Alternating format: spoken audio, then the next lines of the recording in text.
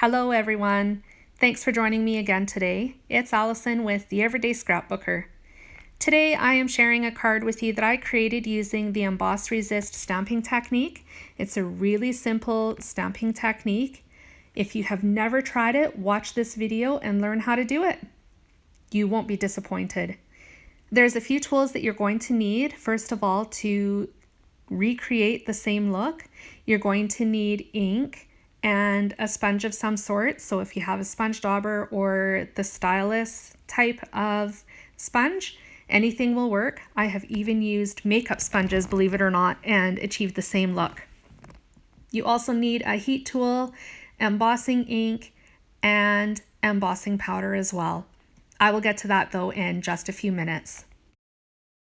So did you see what I was doing back there just a minute ago? The tracing and the cutting that I was doing.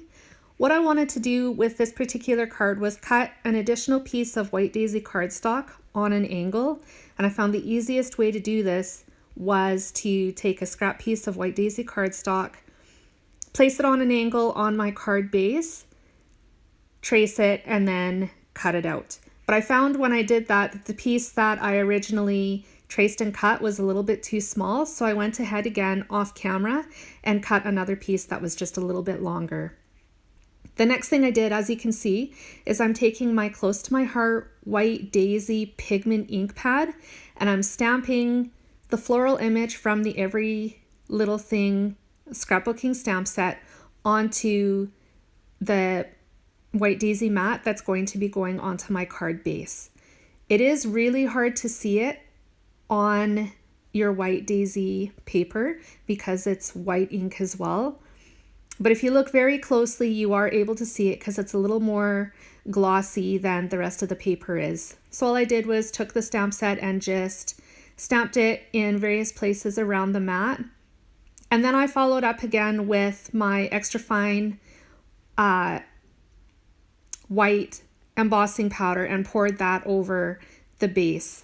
The mat, and then I heat set that with my heat gun afterwards. And I also remembered to prime my white daisy cardstock with my anti-static pouch as well. Yay me! After you've got your heat setting done, the fun starts.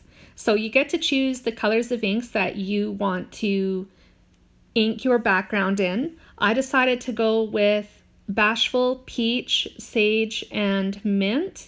Not all of these colors are current with Close to My Heart anymore. Some of them are retired, but the ones that are current obviously are available on my Close to My Heart website for purchase. So I will link them down at the bottom of this video as well.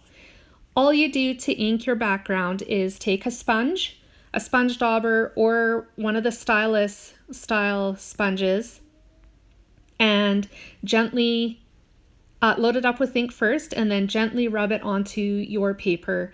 And the beauty of this Emboss Resist,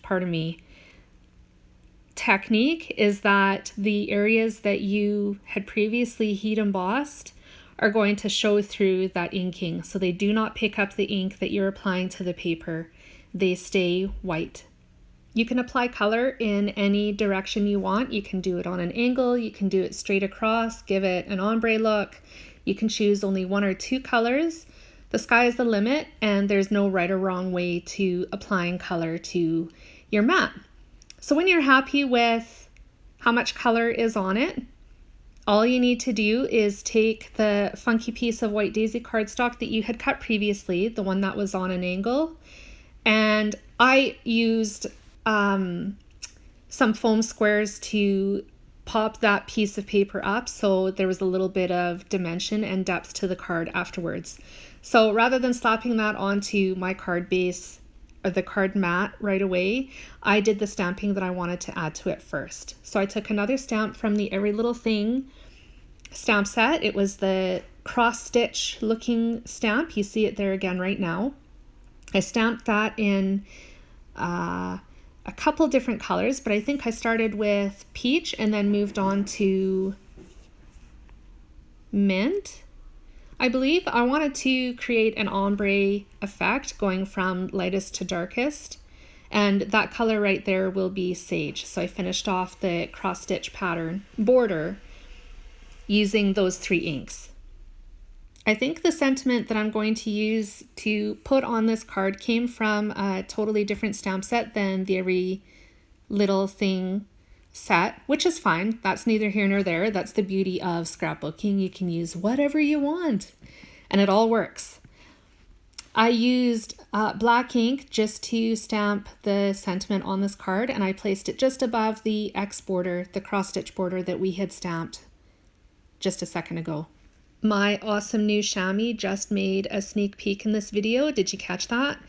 I do plan to make a video talking a little bit about that one day in the very near future, so stay tuned for that. I'm in love with this thing. It's a brand new product from close to my heart, and if you don't currently have it, I highly recommend that you do grab it. So I've got the sentiment stamped. It says thinking of you, and you can see that it's in black ink there.